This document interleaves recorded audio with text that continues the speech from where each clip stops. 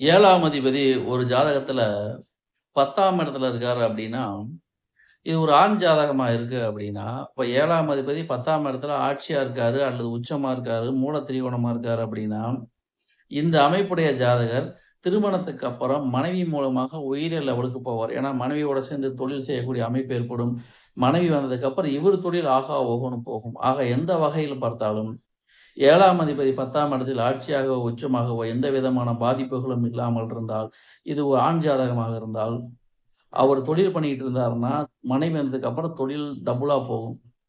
வேலை பார்த்துட்டு இருந்தாருன்னா, திருமணம் ஆனதுக்கு அப்புறம் மனைவியோட சேர்ந்து ஏதாவது தொழில் பண்ணக்கூடிய அமைப்பு ஏற்படும். ஆக இந்த அமைப்பு அப்படிங்கிறது வரவேற்கத்தக்கது. 7ஆம் அதிபதி 10ல் இருக்கிறது, அதுவும் குறிப்பா ஆட்சி உச்சமா இருக்கிறதுங்கிறது மிகப்பெரிய கொடுப்பனை.